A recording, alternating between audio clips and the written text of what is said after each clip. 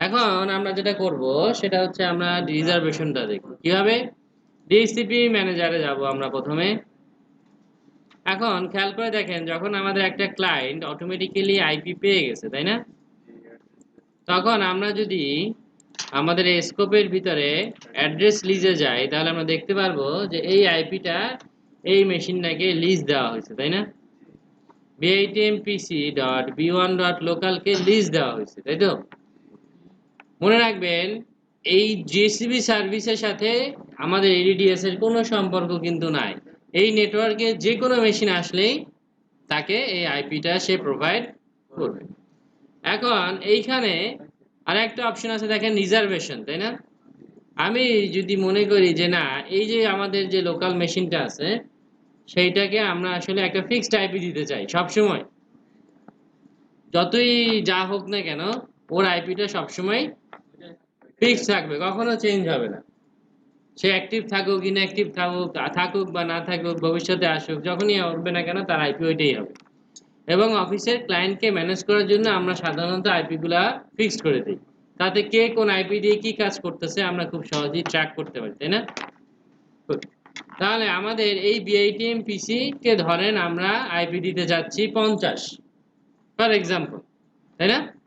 যে কি করতে হবে, রিজার্ভেশনে যে একটা নতুন রিজার্ভেশন অ্যাড করতে হবে। নতুন রিজার্ভেশন অ্যাড করতে হলে আপনার প্রথম কাজ কি, এই যে মেশিনটা আছে সেই মেশিনটার যে ম্যাক অ্যাড্রেসটা আছে এই ম্যাক অ্যাড্রেসটা আপনার লাগবে। এখন কিভাবে পেতে পারেন ম্যাক অ্যাড্রেস? এইখানে দেওয়া আছে ম্যাক অ্যাড্রেস, তাই না? অথবা ক্লায়েন্ট মেশিনেও তো ম্যাক অ্যাড্রেস আছে, তাই না? আপনি ক্লায়েন্ট মেশিন থেকেও ম্যাক অ্যাড্রেস কালেক্ট করতে পারেন। কিভাবে কালেক্ট করে?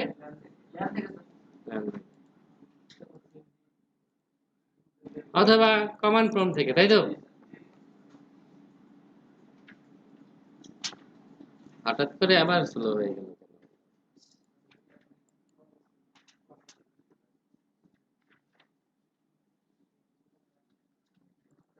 তো আমরা যদি এই ম্যাক অ্যাড্রেসটা কপি করতে পারি তাহলেই আমাদের এটা হয়ে যাবে। তো এইটা করার জন্য একমাত্র পদ্ধতি হচ্ছে এই ম্যাক অ্যাড্রেসটা আপনি কোথাও লিখে ফেলতে পারেন, তাই না? আর একটা সহজ পদ্ধতি আছে, যদি না লিখতে চান, এইখানে প্রথমে এইটাতে রাইট মাউস ক্লিক করবেন এবং এটা অ্যাড টু রিজার্ভেশন দিবেন। অ্যাড টু রিজার্ভেশন দেওয়া মাত্রই এটা অটোমেটিক্যালি এই রিজার্ভেশনে চলে আসছে, তাই না? রিজার্ভেশনের মধ্যে চলে আসছে না? পাইছেন আপনারা?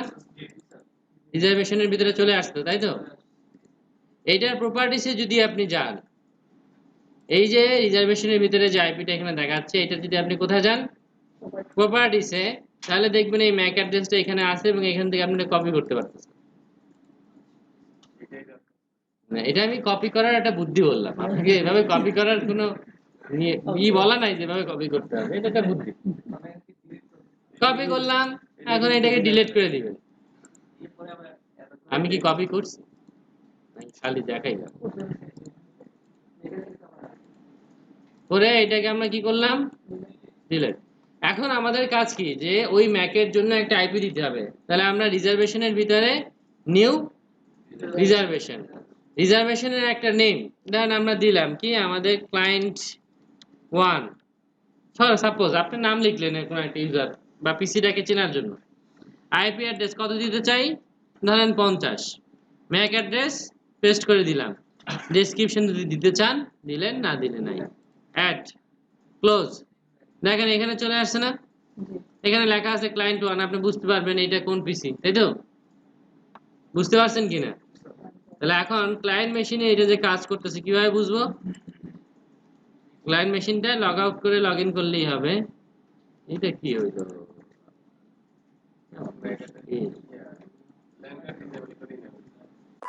তাহলে আমরা এটা লগ আউট করলাম,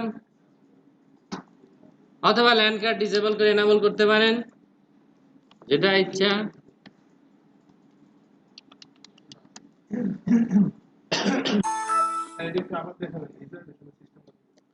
যদি আমরা এটা করি তাহলে কি হবে, এইখানে আমরা যখন যাব, যখন আমরা এটার আইপি চেক করতে যাব, চেঞ্জ হয় না, ডিসেবল লগ আউট করলে যায় না। ডিসেবল করতে গেলে আপনাকে অ্যাডমিনিস্ট্রেটরের পাসওয়ার্ড দিতে হবে, যেহেতু এই মেশিনটা একটা রেগুলার মেশিন হিসেবে আছে। আপনি এটাকে অন করবেন অথবা মেশিনটা রিস্টার্ট দিলেও হবে।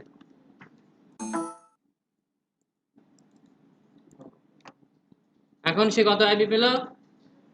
50, যেটা আমরা দিয়ে দিয়েছি সে আইপিটাই পেল। তাহলে এখন যদি আমরা অ্যাড্রেস লিজে যাই তাহলে দেখবো এটা কত?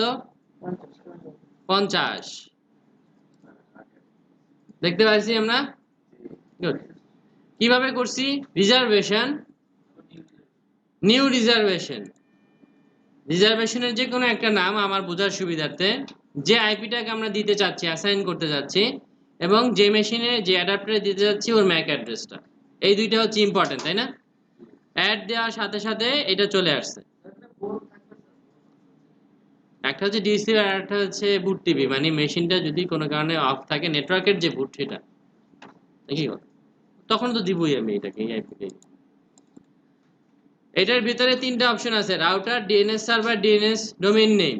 এবার আপনি চাইলে, যেটা মজার জিনিস সেটা হলে আপনি চাইলে এখান থেকে প্রত্যেকটা মেশিনকে আপনি ইন্ডিভিজুয়ালি এডিট করতে পারবেন। কি করতে পারবেন? রাউটার মানে কি? গেটওয়ে, তাই না? তাই তো? হ্যাঁ। ও,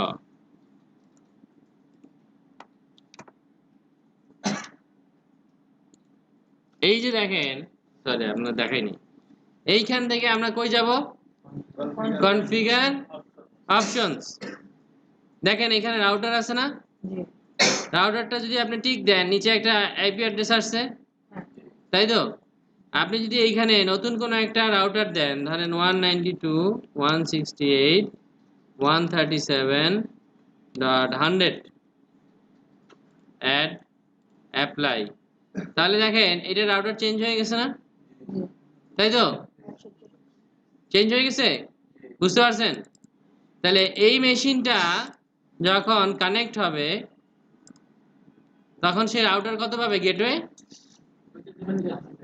100 না? 100 দিছি, তাই তো? রিজার্ভেশন, সরি, এই মেশিনটা যখন কানেক্ট হবে তখন সে রাউটার কত পাবে?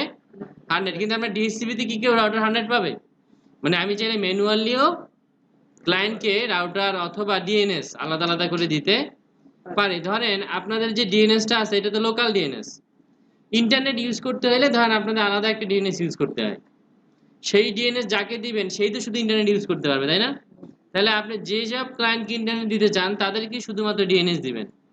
কারণ কেউ তো ম্যানুয়ালি তার নেটওয়ার্ক এডিট করতে পারে না, পারে? তার তো অ্যাডমিনিস্ট্রেটর পাসওয়ার্ড জানা নেই, সে তো কখনোই এটা এডিট করতে পারবে না। কিন্তু আপনি এইখানে বসে এই ডিএসসিপি সার্ভিসের মাধ্যমে ক্লায়েন্টের এটা এডিট করতে পারবেন। এটা একটা আমি জাস্ট এক্সাম্পল বললাম, এই কাজেই যে লাগবে তা না।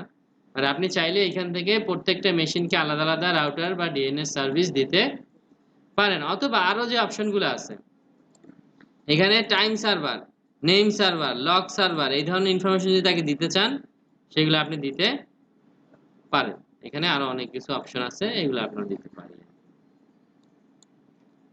কিরকম? তাহলে এই মেশিনটা যদি আমরা এখন আবার ডিসেবল করি, কেউ মনে হয় বুঝেন নাই কি বলছি। একটু আগে চেহারা ভালো ছিল, হঠাৎ